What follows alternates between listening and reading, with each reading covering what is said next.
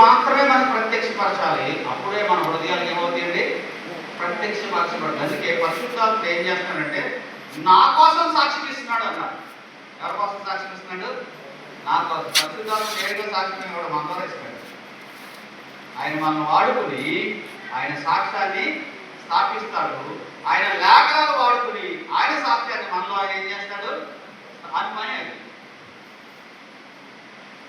16వ అధ్యాయం 7-8 వచనాలు. అయితే నేను మీతో సత్యం చెప్తున్నాను,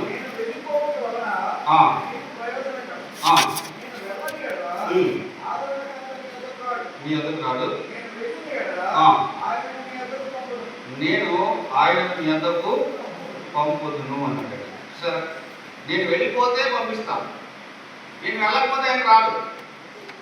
నేను వెళ్తే ఆయన పంపిస్తాను, నేను వెళ్తే ప్రయోజనం. ఎందుకంటే ఆదాయకత ఎందుకు వస్తుంది. ఇక్కడ యేసు క్రీస్తు యొక్క ప్లేసు పరిశుద్ధాత్మను రీప్లేస్ చేశాడు.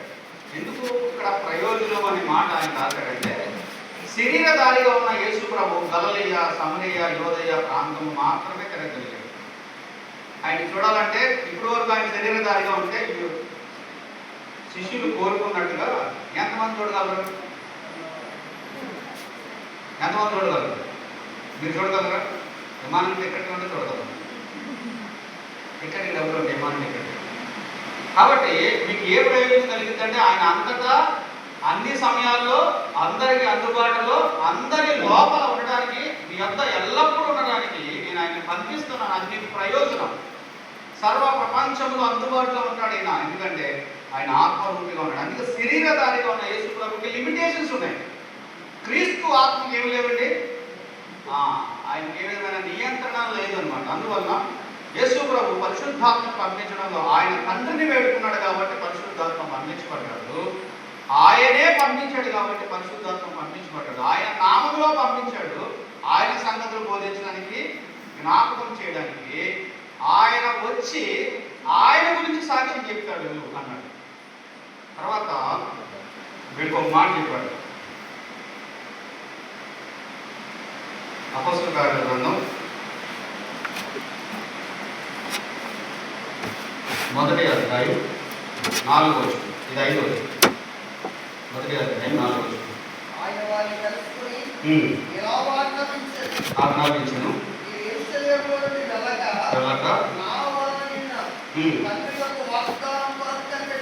కనిపెట్టుడి అన్నాడు. కనిపెట్టమన్నాడు, ప్రార్థన చేయమన్నాడు. మరి ఎలా చేశారు? 20 వచనంలో వీళ్ళందరూ ప్రార్థన చేశారు.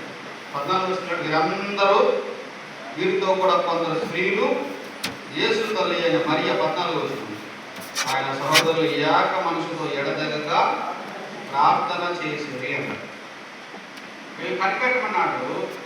అయితే ఈ కనిపెట్టే సమయం ఎందుకు వ్యర్థంగా పానివ్వడం అని వాళ్ళు ఏం చేస్తున్నారు? ప్రార్థన చేస్తున్నారు. ఎవరు అపార్థం చేసుకోవద్దు. పరిశుద్ధాత్మ రమ్మని ప్రార్థన చేయలేదు. అది వాళ్ళు పరిశుద్ధాత్మ రమ్మని ప్రార్థన చేయలేదు. కానీ 10 దినాలు వారిని సిద్ధం చేయమని ప్రార్థన చేస్తున్నారనమాట. తర్వాత ఒకటి తక్కువైపోవడం, సీటు ఖాళీ అయిపోయింది, దాన్ని భర్తీ చేయాలి. ప్రభువు నడిపింపు కొరకు వాళ్ళు ప్రార్థన చేస్తున్నారు. అంతేగాని చాలా మంది పెందుకోస్తులు తీసుకుని చూసారా, వాళ్ళ ఏక మనసుతో ప్రార్థన చేస్తే ఆయన దిగొచ్చేసాడండి. ఇది లేఖనానుసారంగా మనిషి కుమారుడు వెళ్ళిపోతాడు, లేఖనానుసారంగానే పరిశుద్ధాత్ముడు దిగు వస్తాడు. ఎందుకని 50వ దినాన ఆయన దిగి రావాలి. అది లేఖనానుసారంగా. యూదులు అనుకుంటారు మీరు సిల్లు వేసామని. కాదు బాబు, లేఖనానుసారంగా మనిషి కుమారుడు వెళ్ళిపోతాడు అన్నట్టుగానే లేఖనానుసారంగానే దిగి వస్తాడు. కానీ ప్రార్థన చేసినందుకు కాదు, అదొక పెద్ద సమస్య.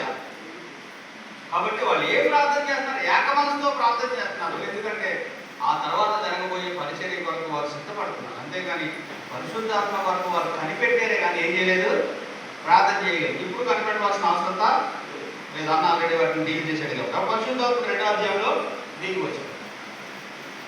8వ అంశం మనం ఇప్పుడు ధ్యానం చేసింది ఏంటంటే పరిశుద్ధాత్మను అనుగ్రహించడంలో ప్రభు యేసు క్రీస్తు చెప్తారా? నెంబర్ 1 ఆయన వేడుకున్నాడు. నెంబర్ 2 ఆయన నామములో ఆయన పంపించబడ్డాడు. ఆయన ఏం చేస్తాడు? తన సంగతులను చేస్తాడు? వారికి జ్ఞాపకం చేస్తాడు. తర్వాత ఆయన నామంలో పంపించబడ్డాడు కాబట్టి ఆయన గురించి ఏం చెప్తాడు? సాక్షి చెప్తాడు. తర్వాత నెంబర్ 4 మనం చూస్తే ఆయన ఒప్పించేవాడుగా కూడా ఉన్నాడు. 16 అధ్యాయం 7 చదివారా? 16 అధ్యాయం 7 చూడండి. యోహాను సువార్త 16:7. అయితే నేను మీతో సత్యం చెప్తున్నాను, నేను వెళ్ళిపోవడం మీకు ప్రయోజనం కాదు. నేను వెళ్ళని ఎడల ఆత్మకర్త మీ యొద్దకు రాడు. నేను వెళ్ళిన ఎడల ఆయన మీ యొద్దకు పంపుదును. ఆయన వచ్చి చూడండి, ఆయన వచ్చి పాపమును గురించి, నీతిని గురించి, లోకమును ఒప్పింపచేయను.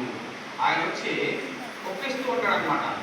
నీతిని గురించి, ఆ నీతి ప్రభువుని యేసుక్రీస్తు అని అర్థం. నీతిని గురించి ఒప్పిస్తాడు, పాపం గురించి ఒప్పిస్తాడు. నీతిని ఆయన మూలముగా కలిగే నీతి ప్రజలకు ఎలా వస్తుందనేది పరిశుద్ధాత్ముడు ఒప్పించేవాడు కూడా. 9 యేసుక్రీస్తు 8 పరిశుద్ధాత్మను అనుగ్రహించట్లో యేసుక్రీస్తు పాత్ర. 9 చూడండి, రక్షణ అనుగ్రహించట్లో యేసుక్రీస్తు పాత్ర. ఇది 9 రక్షణ. ఇప్పుడు మనము అన్ని కూడా యేసు ప్రభు ప్రాథమిక అంశాలు చూస్తున్నాం. తర్వాత కొంచెం లోతుగా తర్వాత మనం ధ్యానించేద్దాం. రక్షణ అనుగ్రహించట్లో యేసుక్రీస్తు పాత్ర. ఇది మన అందరికీ తెలిసింది కాబట్టి ఇప్పుడు వచ్చిన పాత్ర చెప్తే ముందుకు వెళ్ళిపోతుంది. నెంబర్ 1 యోహాను సువార్త 4:42. 4:42 చదువుతారా? ఇది అపోజిట్ చదువుతాం. ముందుకు వెళ్ళిపోతాం.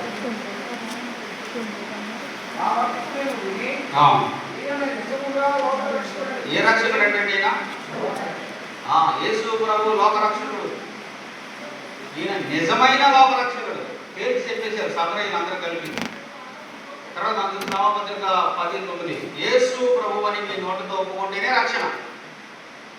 వేరే మార్గంలో రక్షణ కాదు. 1 ఆయన లోకరక్షకుడు, 2 ఆయన నామంలోనే రక్షణ, 3 చూడండి ప్రభు యేసుక్రీస్తునందు విశ్వాసం అప్పుడు మీరు మీ ఇంటి వారిను రక్షించబడదు. 16:31 అపోస్తలుల కార్యాల గ్రంథం.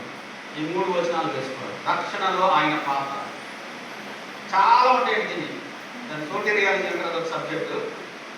అయితే 3 వచనాలు మాత్రం జ్ఞాపకం. ఈయన నిజముగా లోకరక్షకుడు. ఆయన నామమున ఒప్పుకుంటే రక్షణ కలుగుతుంది. తర్వాత ఆయన యందు విశ్వాసం ఉంచడం ద్వారా మనం రక్షించబడతాం. 10 రాస్తున్నాం కదా, యోహాను 4:42 రోమపత్రిక 10:9 అపోస్తలుల కార్యాల గ్రంథం 16:30 తెలిసిన వచనాలు. రక్షణ అనుగ్రహించట్లో ప్రభువు యేసుక్రీస్తు వారి పాత్ర. 10వ అంశం. ఇది కొంచెం ఎక్స్టెన్సివ్గా మాట్లాడాలి. బహుశా ఎక్కువ వచ్చే సమయం మనకి. నా సమయం ఎంతవరకు అండి? 12 కదా. కృపను అనుగ్రహించడం ఆయన పాత్ర. This very very important subject recording new testament related. కొత్త నిబంధనకు సంబంధించి చాలా చాలా ప్రాముఖ్యమైన అంశము. కృపను అనుగ్రహించట్లో యేసుక్రీస్తు పాత్ర. ఎఫెసీ పత్రిక ఆరంభంగా నెంబర్ 1 ఎఫెసీ పత్రిక 2వ అధ్యాయం 4వ వచనం. నేను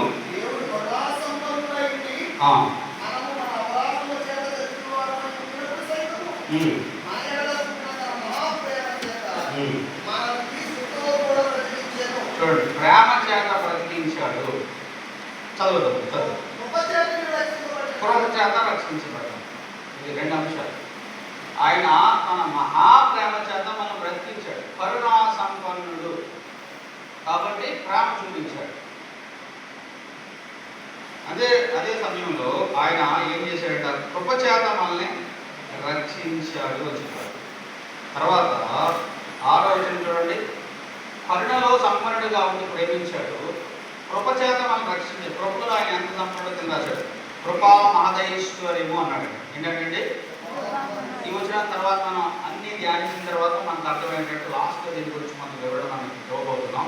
అయితే ఆయన మహాప్రేమ చేత మనం రక్షించాడు, కృప చేత ఆయన మనం రక్షించాడు.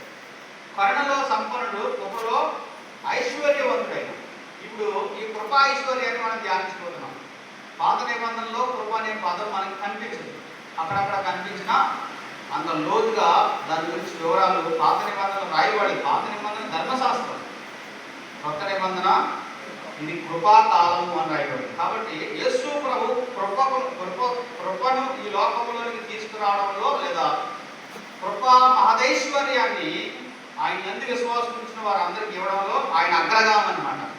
సో ఇది కూడా శోధింప సత్యముగానే ఆయన ఐశ్వర్యాన్ని ఎలా లెక్కించలేమో ఆయన కృపను కూడా మనం పరిపూర్ణంగా లెక్కించడం సాధ్యం కాదు. ఇది చాలా దూరం వెళ్తుంది అనమాట. అయితే కొంత మనం ఇప్పుడు ధ్యానించబోతున్నాం అన్నమాట.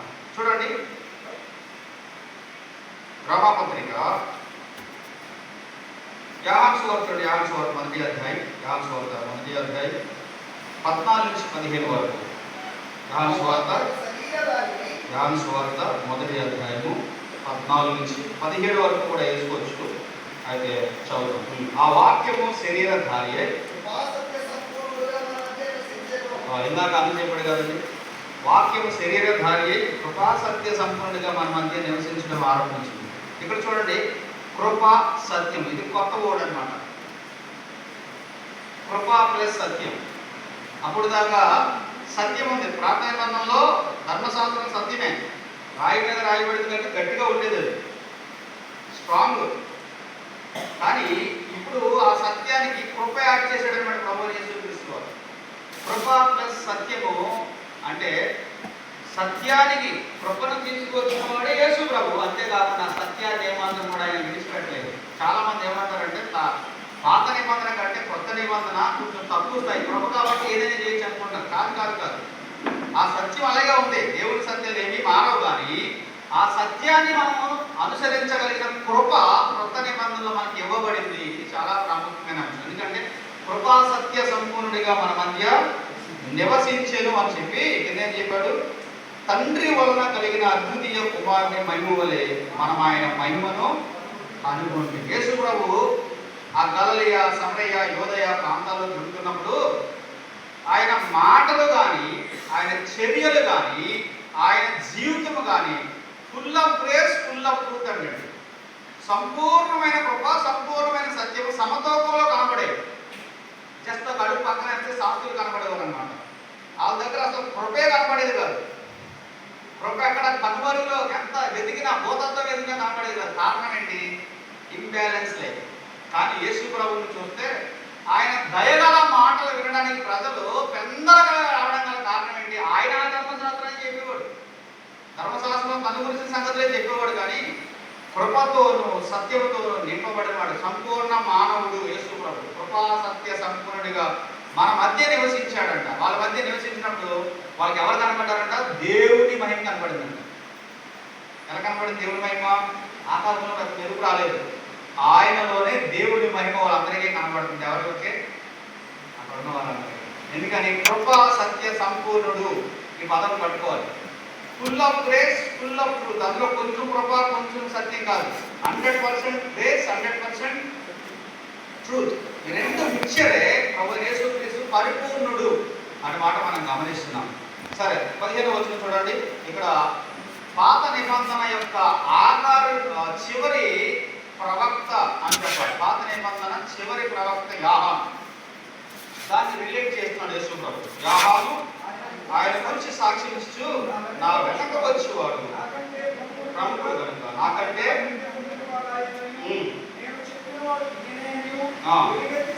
ఎలుగెత్తి చెప్పినప్పుడు నా వెనక వస్తున్నాడు, నా తర్వాత వస్తున్నాడు. యాహాను పాత నిబంధన ప్రవక్తల్లో చివరి వాడు అనమాట. ఇంకా ఆయన తర్వాత పాత నిబంధన సంబంధించిన వారు మనం కనిపించారు. యేసు ప్రభు యాహాను సత్యం, యాహాను దేనికి సాక్ష్యం అండి? సత్యమునకు సాక్షి అన్నమాట చూస్తాం కదా. యాహాను దేనికి సాక్ష్యం అండి? సత్యమునకు సాక్షి. కానీ ఈయన దేనికి సాక్ష్యము? కృపా సత్యాలకు సాక్ష్యం. ప్రభు అయిన యేసుక్రీస్తు నాకంటే వెనక వస్తున్నాడు. ఆ ధర్మశాస్త్రం ఆయన కంటే ముందే వచ్చింది. ధర్మశాస్త్రానికి ప్రత్యేకంగా మనం చూస్తున్నాం ఇక్కడ యాహాన్ని. ధర్మశాస్త్రం ఆయన కంటే ముందే వచ్చింది ప్రభు యేసుక్రీస్తు కంటే. అందుకే యాహాను ఆయన కంటే 6 నెలలు ముందే పెట్టాడు. కానీ వెనకాల రాబోతున్నాడు ఒక ఆయన. ఎలా వస్తున్నాడండి? సంపూర్ణమైన కృప, సంపూర్ణమైన సత్యాన్ని తీసుకొస్తున్నాడు. ఆయన నాకంటే మొదటి వాడు, నాకంటే ముఖ్యమైన వాడు. ఇది కొత్త నిబంధన జీవితము ప్రభుత్వం ముడిపడింది. ఇది ఎవరు తీసుకొచ్చారు? యేసు ప్రభు చూడండి 16వ వచనం. ఆయన పరిపూర్ణతలో నుండి మనమందరము కృప వెంబడి కృప. అద్భుతమైన సంగతి కదా.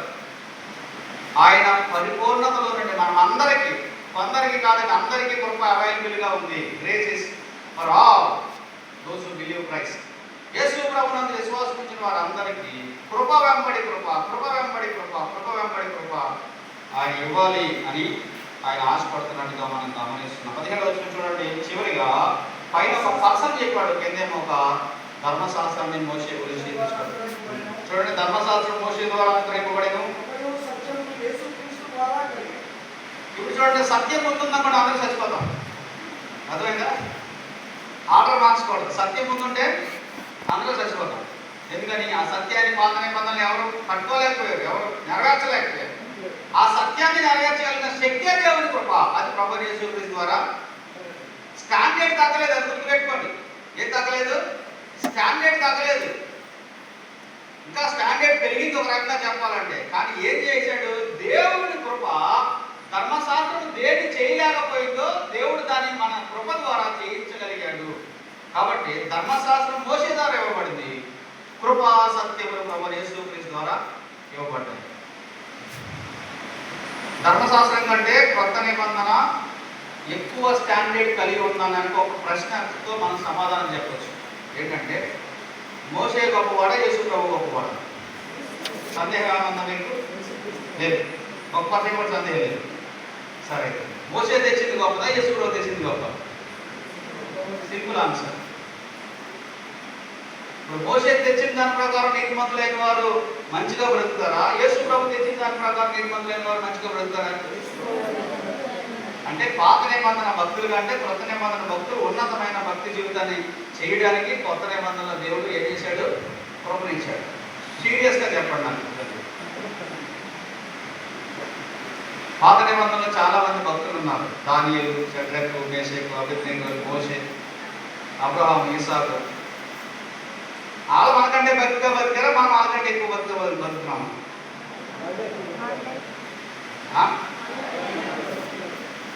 మరి లోపం ఎక్కడుంది?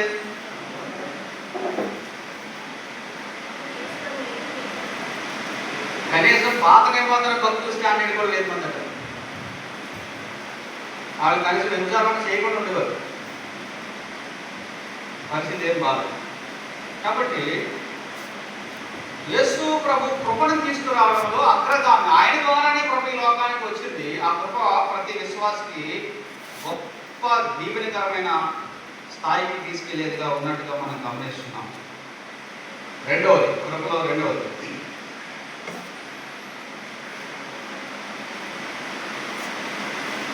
రామపత్రిక చూడండి. 2వ అధ్యాయం 15వ అధ్యాయం, రామపత్రిక 5వ అధ్యాయం 2వ వచనం. రామపత్రిక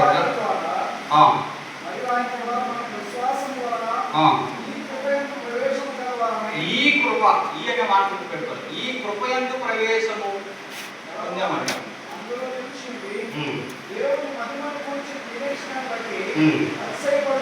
చూడండి, మళ్ళా చదువుతున్నాను. అది ఈ వచనం కొంచెం జాగ్రత్తగా ఆలోచించాలి. 2వ వచనం. మరియు ఆయన ద్వారా మనం విశ్వాసం వల్ల ఈ కృపయందు ప్రవేశించాము అన్నాడు. ఈ కృపలో ప్రవేశం మనకు దొరికింది. ఎవరి ద్వారా? యేసుక్రీస్తు ద్వారా. ఎందుకని? ఆయనే కృపా సత్య సంపూర్ణుడు. ఎవరండి? ఇలా చూడాలి. ఆయన కృపా సత్య సంపూర్ణుడు. కాబట్టి 8వ అధ్యాయము.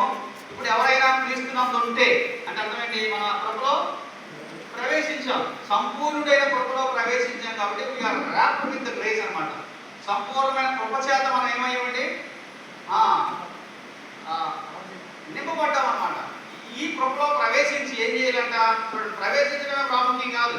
నెక్స్ట్ చదవాలి. ఈ కృపలో ప్రవేశించి నిలవాలి అన్నాడు.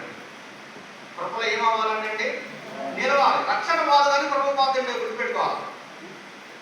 Grace will depart. అందుకే కొంతమంది వరాలు మిగిలిపోతాయి, కానీ దాంట్లో సారం ఉండదు, సరుకు ఉండదు, లేదా ఎవరికి కూడా ప్రయోజనం ఉండదు. కృప నుండి తొలగిపోయే అవకాశం ఉన్నది, కానీ రక్షణ పోదు. ఈ కృపలో ప్రవేశించిన వారు ఏం చేయాలంటే కృపలో నిలిచి ఉండాలి. ఎంతవరకు? చివరి వరకు కృపలో నిలిచి ఉండడం, కృపా సహితంగా ఉండడం, కృప ద్వారా పాపాన్ని జయించడం, పాపం మీద విజయం సాధించడం. ఎందుకని యేసు ప్రభు దేవుని దయను మనుషుల దయను వర్ధిల్లును. ఈ need the grace of God. దేవుని కృప ఆయనకి అవసరమైన సంపూర్ణ మానవుడిగా ఉన్నప్పుడు. కాబట్టి మీరు ఆలోచించండి, ఈ కృపలో ప్రవేశించడమే కాదు, ఆ కృప దేవుడు ఏమవ్వాలండి? నిలిచి ఉండాలి. గలతీ పత్రిక 5:4 చెప్పాడు చూడండి. గలతీ పత్రిక 5:4.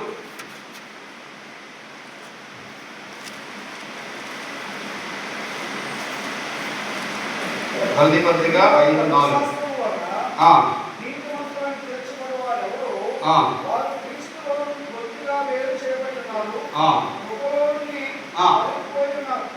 బొత్తిగా వేరు చేయబడ్డారంట, కృపలోంచి తొలగిపోయారంట. ఎందుకని? వారు క్రీస్తు నుండి వేరైపోతున్నారు. ధర్మశాస్త్రం వల్ల నీతిమంతులుగా తీర్చబడాలని కోరుకుంటున్నారు. కాబట్టి కృప నుండి ఏమైపోతున్నారు? తొలగిపోయినట్టుగా మనం గమనిస్తుంది. ఇదే గలతీ పత్రికలో పౌలు 2:21 చూడండి. 2:21 చాలా చాలా ప్రాముఖ్యమైనది. 2:21. ఆగండి. చేయను అంటే చేసే అవకాశం ఉందా లేదా? కృపలో ప్రవేశించి కృపను ఏం చేసుకుంటామండి? చాలా మంది ఏం బోధిస్తున్నారు తెలుసా? ఇది కృపాకాలం కాబట్టి ఎంత ఎక్కువ పాపం చేస్తే అంత ఎక్కువ కృప వస్తుంట. రోమపత్రిక 6 పాపం ఎక్కడ ఎక్కువ విస్తరించను, కృప అంత ఎక్కువ అక్కడ అపరిమితముగా విస్తరించును. అక్కడ రాదు, పాపం అంతా నిలిచి మాది వదిలేస్తారు. అది పట్టుకోమని అదొద్దు, పైదే. ఆలోచించండి, ఈ కృపలో ప్రవేశించాం, చాలా గొప్ప సంగతి. దాని ఎంత ఏమన్నారంటే నిలిచి ఉన్నారు. గలతీ గురించి పౌలు ఏమంటాడంటే, కొందరు కృప నుంచి తొలగిపోయారు, కానీ నేనేమంటే దేవుని కృపను నేను నిరర్థకం చేయను అని చెప్పాడు. అద్భుతమైన మాట. కొరింథీ పత్రిక 2 కొరింథీ పత్రిక 6:1 చూడండి. 2 కొరింథీ పత్రిక 6:1. కొరింథీయులు కూడా పౌలు అదే అడుగుతున్నాడు, బ్రహ్మాతున్నాడు. ఒక రకంగా చెప్పాలి కాగా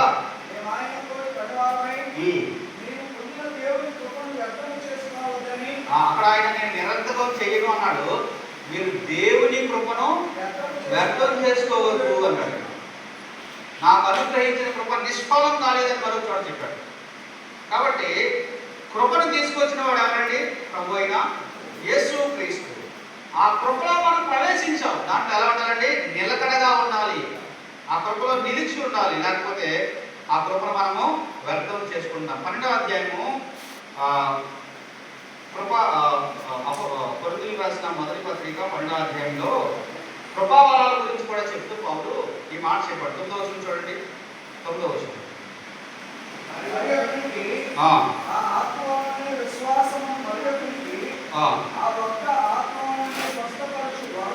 12:9 నాకు అనుగ్రహించబడిన దేవుని కృప అన్న మాట ఉంటుంది చూడండి. నాకు అనుగ్రహించిన దేవుని కృప. సరే, 2 కొరింథీ పత్రిక అంటారు. 2 కొరింథీ పత్రిక 2వ అధ్యాయంలో నేనేమై ఉన్నాను, దేవుడి కృప వల్ల అయి ఉన్నాను, నా కృప నీకు చాలును అని యేసు ప్రభు 12:9 అది వేసుకోండి, సరిపోతుంది. చాలు. దేవుడు పౌలుకి కూడా దేవుడి కృపనిచ్చినట్టుగా మనం గమనిస్తున్నాం. సో కృపను ఈ లోకానికి అనుగ్రహించడంలో యేసు ప్రభు పాత్ర చాలా గొప్పదిగా ఉన్నది. ఒకసారి మనం పరిశీలించుకోవాలి. కృప ఎందుకు నిలుచున్నామా, లేదా కృప పొందాం కదని నిరార్థకం చేసుకుంటున్నామా, అది నిష్ఫలం అయిపోతుందా? పౌలు నేను ఎంచుకోకున్నట్లు దేవుడు ఒక ముళ్ళు ఇచ్చాడు, ఆ ముళ్ళు నాకు నొప్పి కలిగిస్తున్నా కానీ నా చుట్టూ ఏమి ఇచ్చాడండి? నా కృప నీకు చాలును. కృపతో పౌలుని నడిపించాడు అనమాట. సో ఇది చాలా ప్రాముఖ్యమైన అంశం. విశ్వాసులు కృపను కోల్పోతున్నారు చాలా సందర్భాలు. రక్షించబడ్డారు కానీ పాపాన్ని జయించడానికి, సమృద్ధి అయిన జీవాన్ని కలిగి ఈ లోకంలో ఆయన స్వాధీనంలో జీవించడానికి ఆ కృపను సరిగా వాడుకోలేకపోతున్నారు. Grace is equivalent with the money. ఒక రకంగా చెప్పాలంటే డబ్బులు ఈ రోజుల్లో ఎన్ని కార్యాలు చేయగలుగుతాం, ఇల్లు కొనుక్కోగలుగుతాం, కారు కొనుక్కోగలుగుతాం, లేకపోతే ఏవైనా కొనుక్కోగలుగుతాం.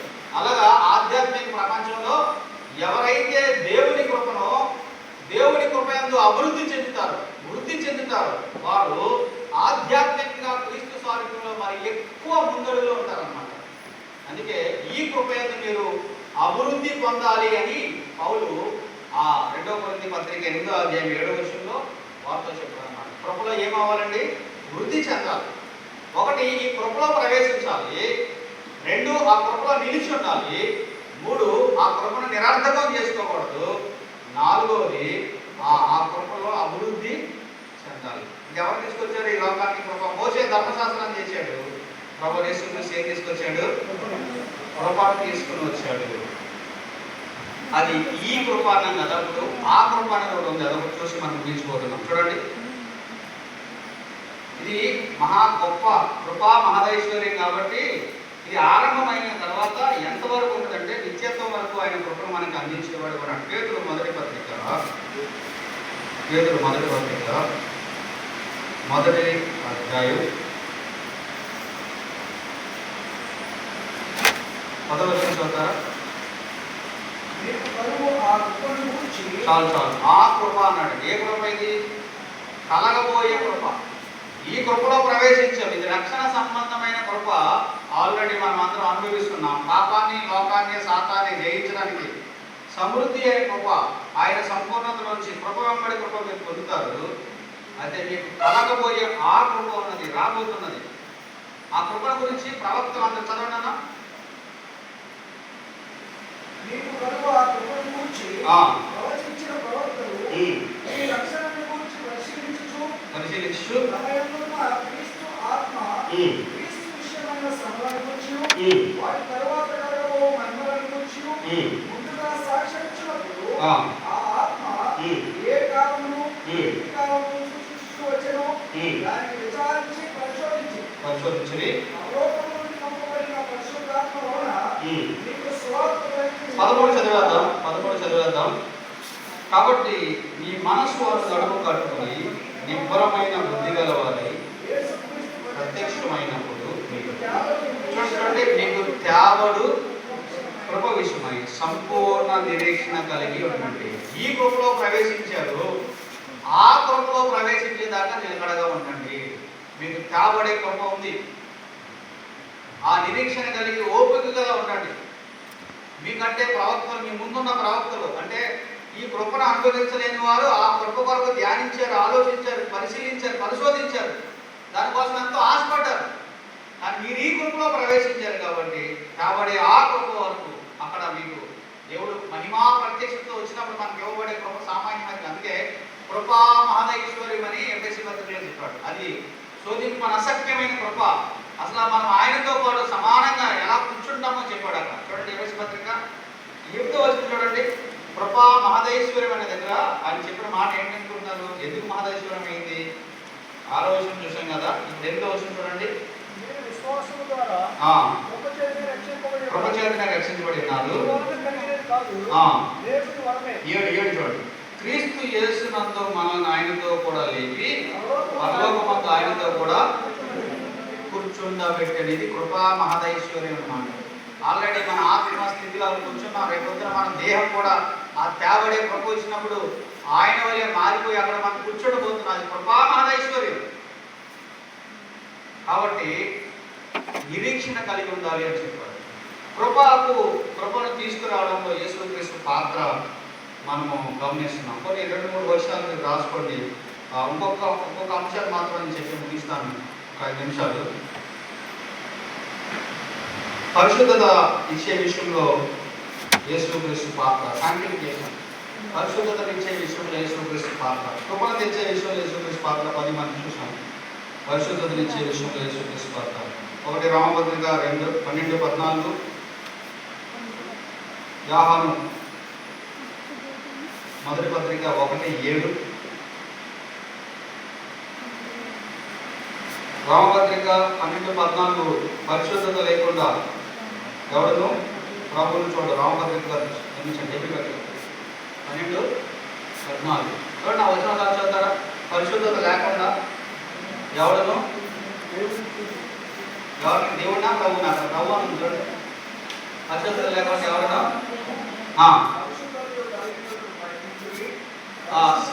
మళ్ళీ చదవండి బ్రదర్ ఒకసారి. సమాధానము పరిశుద్ధతయు కలిగి ఉండకు.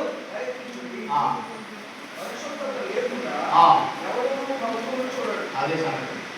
పరిశుద్ధత లేకుండా ఎవరినో ప్రభువుని చూడాలి, ఎందుకంటే ఆయన పరిశుద్ధుడు కాబట్టి. ఇప్పుడు సమాధానం పరిశుద్ధత కోరిలేటెడ్ అనమాట. సమాధానం ఉంటే పరిశుద్ధత ఉంటుంది, పరిశుద్ధత ఉంటే సమాధానం ఉంటుంది. అర్థమైందా? అసమాధానం ఉన్న వల్ల పరిశుద్ధులు కాదు. అంటే నేను చెప్పేది ప్రాక్టికల్ సైంటిఫికేషన్ అని చెప్తున్నాను.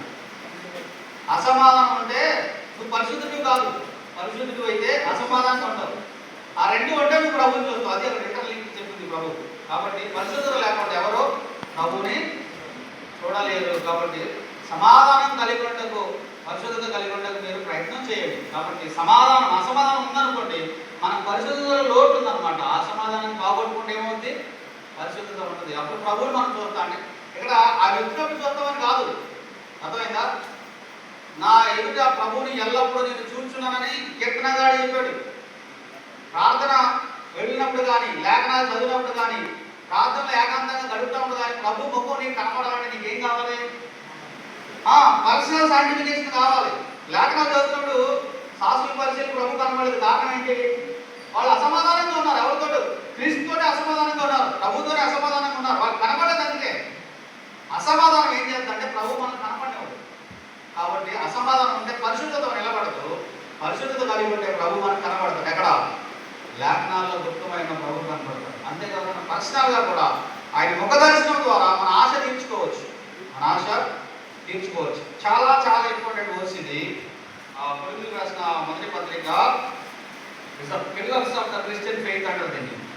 కొరింథీయులకు రాసిన మొదటి పత్రిక 1వ అధ్యాయం 31వ వచనం. Very very very very important verse అన్నమాట. మొత్తం న్యూ టెస్టమెంట్ క్రిస్టియానిటీ దీని మీద ఆధారపడింది. చదవండి. అతిశయించువాడు రాయబడినది. ఆయన అంటే యేసు ప్రభు పెట్టుకోండి. యేసు ప్రభు మన జ్ఞానము, మన నీతి, పరిశుద్ధత, విమోచన. 4 ఒకటి. ఆయనే మన జ్ఞానం, ఆయనే మన నీతి, ఆయనే మన పరిశుద్ధత, ఆయనే మన విమోచన. మొత్తం 4 ఫౌండేషనల్ డాక్ట్రిన్స్ అన్నమాట. యేసు ప్రభు అవన్నీ రిలేట్ చేస్తున్నాడు. ఆయన ద్వారా నీతి, ఆయనే మన నీతి, ఆయనే మన జ్ఞానం, ఆయనే మన పరిశుద్ధత, ఆయనే మన విమోచన. కాబట్టి పరిశుద్ధతను తీసుకొచ్చే విషయంలో ప్రభు మనకి మాదిరి, లేదంటే ప్రభు పాత్ర మనం గమనిస్తున్నాం. ప్రార్థించాలి. ఎన్ని చూసామంటే ఒకసారి రివైజ్ చేసుకుందాం. ఆత్మ అనుగ్రహించడంలో యేసు ప్రభు పాత్ర 8, రక్షణ అనుగ్రహించడంలో యేసు ప్రభు పాత్ర 9, కృపను అనుగ్రహించడంలో యేసు ప్రభు పాత్ర 10, పరిశుద్ధతను అనుగ్రహించడంలో యేసు ప్రభు పాత్ర 11. యోహాను 1:7 రాసుకున్నారు కదా, అది మన పాపంలో మనం ఒప్పుకొని ఆయన మన పాపంలన్నింటినీ ఏం చేస్తాడంటే అనుదినము మనం పరిశుద్ధపరచడానికి కూడా ఆయన తన రక్తాన్ని ఇచ్చాడు. ఇందాక గంగాళం ఉన్నాడు కదా, ఆ గంగాళంలో నీరు ఉంది, అది వాక్యం. ఇక్కడ ఆయన రక్తం ఉంది, అది మన అనుదినాన్ని కడిగేది, పరిశుద్ధపరిచేదిగా ఉంది. దేవుడి మాటలు అందరితో దీవించుకుంటారు. ప్రార్థన చేసుకుంటారు. పరిశుద్ధుడా, ప్రేమ కలిగిన ప్రభువా, మీకు వందనాలు. ఈ కార్యాల అమోఘములు, వాత్సల్యములు, గంభీరములు, శోధింప సత్యము కానీ మీ ఐశ్వర్యము, మీ కృపా మహదైశ్వర్యము, ఈ కరుణా సాంపత్యము ధ్యానించడానికి మా హృదయాలు కనబడి మీ ఆత్మ ద్వారా ప్రేరేపించండి, తెలియచేయండి. మీరు సాగిలపడి మీకు నమస్కరించే కృపనివ్వండి. యేసు ప్రభువు నామమున